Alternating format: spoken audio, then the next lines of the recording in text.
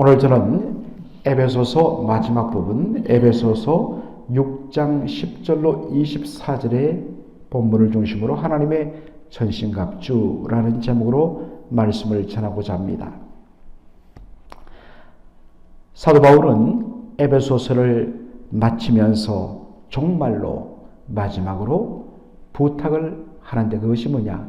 바로 영적 싸움에 대한 것입니다. 정말로 너희가 주 안에서와 그의 힘의 능력으로 강건하여지고 마귀의 괴계를 능히 대적하기 위하여 하나님의 전신갑주를 입어라. 에베소서 6장 10절로 11절에 있는 말씀이죠.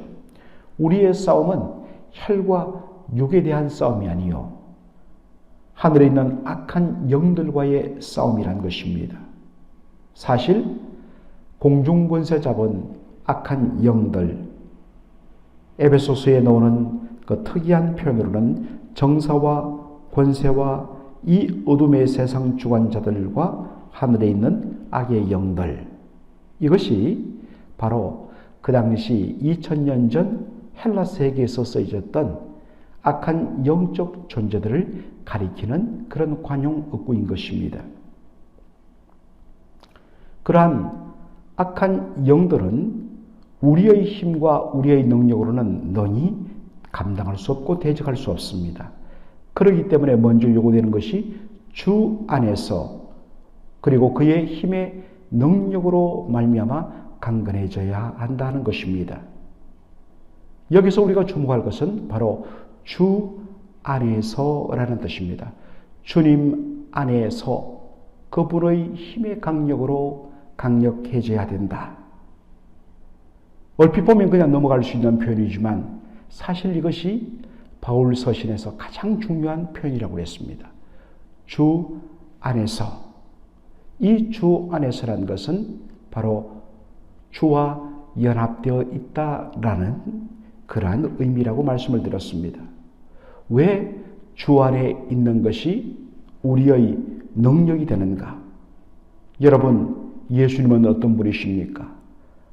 하늘 보좌를 온전히 내리시고 거기에서 내려오셔서 우리와 똑같이 육신을 입으시고 그리고 낮아지시되 십자가에서 죽기까지 복종하시며 그리고 사망 권세 이기고 다시 부활하심으로 말미암아 죄와 사망의 권세를 가진 악한 영을 완전히 패배시키셨습니다. 그리고 그분은 하늘에 오르사 하나님께서 그를 지극히 높여 하나님 우편에 앉게 하시면서 하늘과 땅의 모든 권세를 주셨습니다. 그래서 심지어 하늘의 악한 영들도 바로 그리스도의 주권 앞에 무릎을 굴복해 하셨습니다.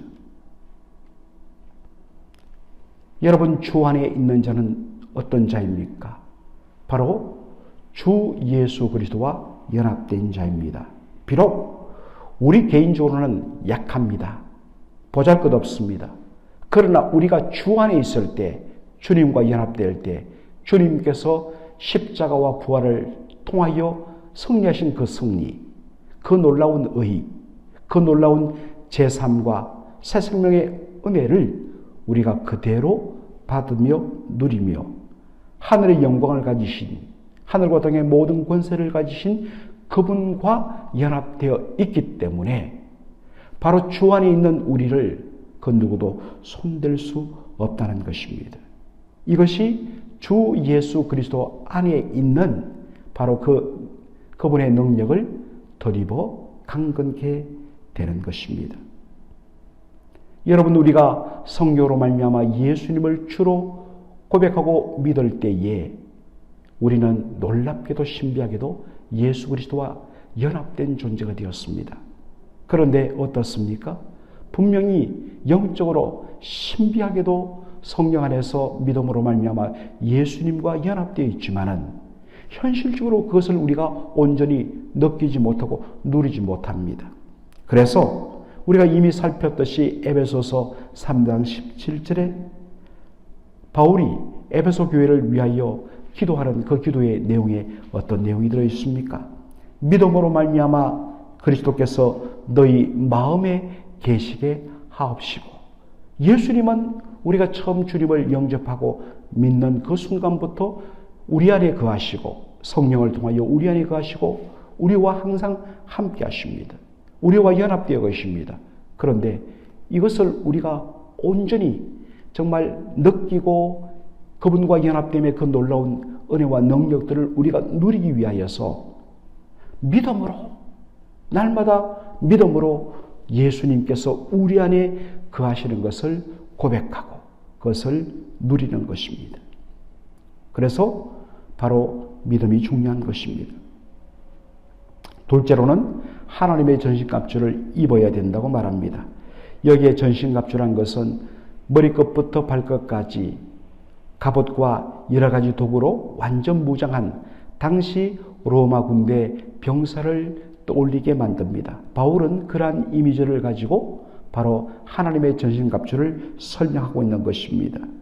하나님의 백성은 그가 감당해야 할 영적 싸움에 대처하기 위하여 하나님의 전신갑주를 입어야 된다. 로마 군대는 눈에 보이는 그러한 병기와 갑옷과 무장을 하지만은 하나님의 백성은 바로 진리의 띠를 띠고 의의 흉배를 붙이고 복음의 신발을 신고 믿음의 방패를 가지고 구원의 투구를 쓰며 성령의 검, 곧 하나님의 말씀으로 악한 영들의 그 괴계에 대하여 대적해야 된다라는 것입니다. 여러분들 여기에 담긴 놀라운 의미들을 하나하나 다 살필 수 없지만은 우리가 전체적으로 봤을 때 하나님의 전신갑주는 바로 구원의 복음과 진리의 말씀으로 우리가 하나로 묶을 수가 있는 것입니다. 철두철미하게 마귀의 괴계, 마귀의 속임수, 어떨 경우에는 마치 자신은 존재하지 않는 것처럼 속이기도 하고 어떤 경우에는 이미 예수 그리스도의 십자가와 부활로 말미암아 결정적인 패배를 당하고 장차 주 예수 그리스도 다시 이 땅에 오실 때 완전히 멸망될 것임에도 불구하고 마치 자기가 대단한 양, 그 자신의 능력 앞에서 성도들은 아무것도 아닌 양, 그와 같은 속임수를 우리에게 펼치면서 우리도 하나님의 백성에 합당한 삶을 살지 못하고 두려움에 떨게 만드는 것이 바로 마귀의 괴계, 마귀의 계략, 마귀의 속임수인 것입니다. 바로 이것을 깨트리는 방법은 뭡니까? 복음의 진리 안에서, 하나님의 말씀 안에서 바른 복음의 진리로 말미암아 그 모든 거짓들을 깨트리고 진리를 붙들고 우리가 당당하게 그렇게 서는 것, 이것이 우리가 감당해야 할 영적인 전쟁의 내용이란 것입니다. 그러므로 영적인 전쟁의 내용, 어떤 귀신과의 싸움, 그러한 차원이 아니라 사실은 철두철미하게 복음의 진리, 말씀의 진리에 근거하여서 하나님이 누구시며 그 주 예수 그리스도의 은혜 안에 있는 우리가 누구이며 주 예수의 십자가와 부활을 말미암아 패배당한 사단이 무엇이며 그의 최종적인 바로 결과가 어떻게 될 것을 말씀의 진리로 바로 알고서 당당하게 하나님의 백성으로서 하나님의 영광을 위하여 이 땅에 우리가 나가 살아가는 이 모든 것이 바로 영적인 전쟁의 내용이라는 것입니다. 그런데 여기서 우리가 한 가지 주목할 것이 있는데 그것은 한글 성경의 번역 때문에 우리가 그냥 지나칠 수밖에 없는 그러한 단어 하나에 관한 것입니다. 에베소 6장 11절에 보면 마귀의 계계를 능히 대적하기 위하여 하나님의 전신갑주를 입어라 라고 되어 있습니다. 그런데 마귀의 계계를 능히 대적하기 위하여, 이것이 이렇게 번역되다 보니까 그 속에 담긴 정말 중요한 동사 하나를 그만 놓치고 맙니다. 정확하게 번역하면 마귀의 괴계. 마귀의 괴계란 것은 마귀의 음모 혹은 속임수죠. 그 마귀의 계략에 대항해 맞서 싸우기 위하여, 그 대항하여 서기 위하여, 당당하게 서기 위하여 하나님의 전신갑주를 입어라 라고 되어 있습니다.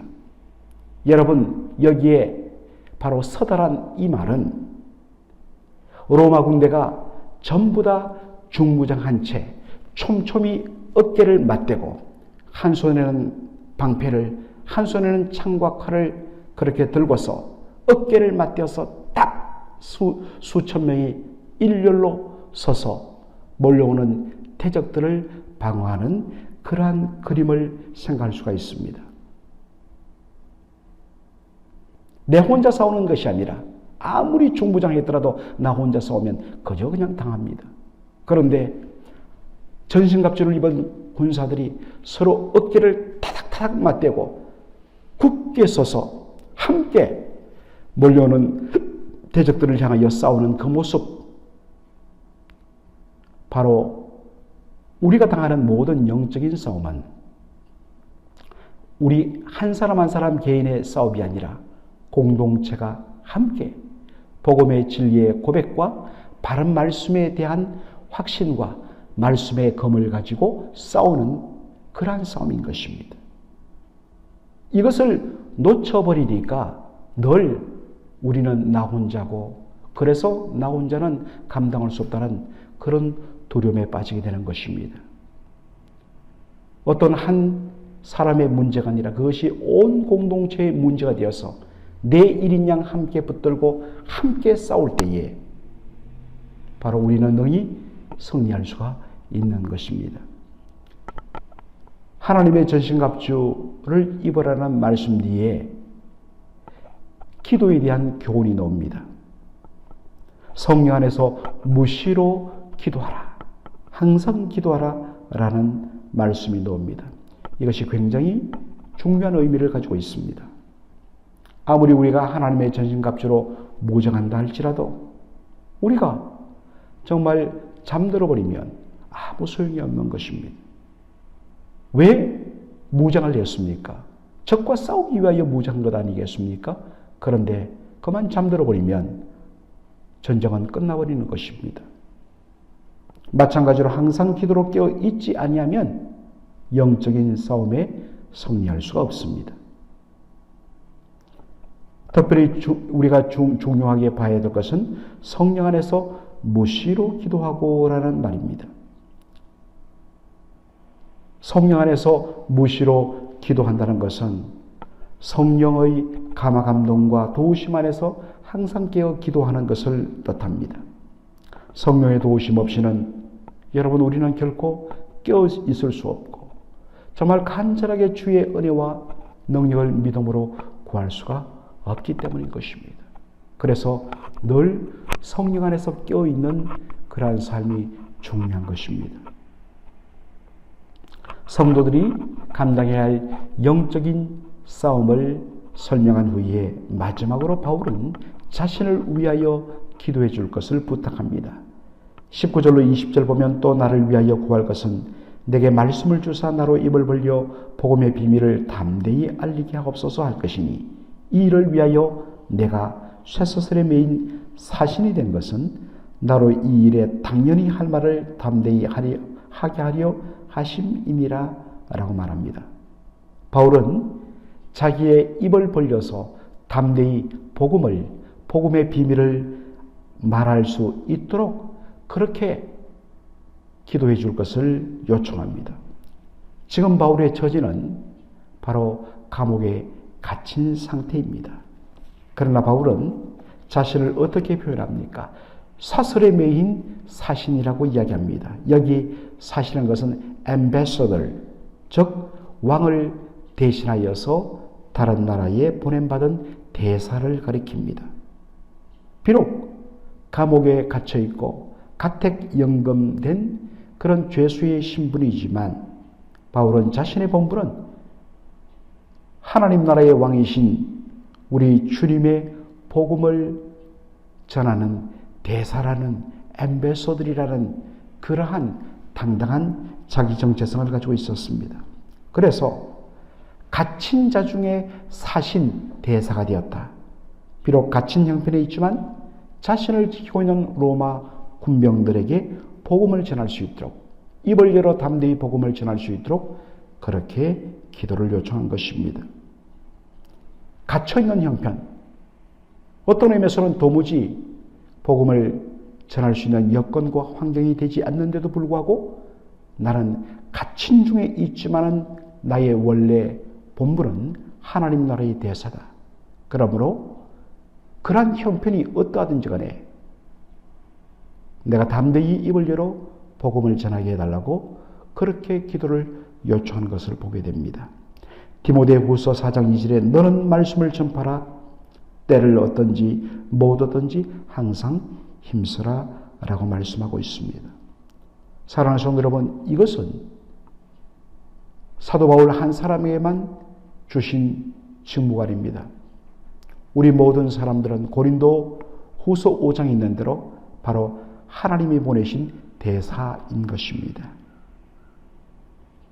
하나님의 뜻을 전하고 하나님의 복음을 전하는 하나님 나라의 대사로서 우리의 처한 형편이 어떠하든지 그 자리에서 만나는 사람마다 주 예수 그리스도의 복음을 입을 열어 담대히 말할 수 있도록 오늘도 자신을 위하여 기도하고 다른 이들을 위하여 기도해 주는 저와 여러분이 되기를 주의 이름으로 축원합니다. 아멘. 살아계신 우리 아버지 하나님, 은혜와 사랑을 감사드립니다. 오늘 에베소서 6장 마지막 말씀을 보게 하여 주신 것 감사합니다. 사도 바울이 현실적으로 우리가 날마다 당면하는 마귀의 교회를 능히 대적하는 영적 싸움을 감당하기 위하여서 하나님의 전신갑주를 입으라고 그렇게 말씀을 하였는데, 아버지 하나님, 말씀으로 복음으로 무장하는 저희들 되게 하여 주시되 내 혼자만의 싸움이 아니라 모두가 하나님의 전신갑주로 무장하여서 함께 어깨를 맞대고 우리를 향하여 공격하는 악한 마귀 사단을 함께 대적함으로 말미암아 승리하는 저희들 되게 하여 주옵소서. 결코 우리 한 사람의 싸움이 아닌 공동체 모두의 싸움임을, 그리고 우리와 연합되어 계시는 주님의 싸움임을 날마다 믿음으로 고백하는, 그래서 주 안에서 담대함을 얻고 힘을 얻는 저희들 되게 하여 주시옵소서. 예수님의 이름으로 기도하옵나이다. 아멘.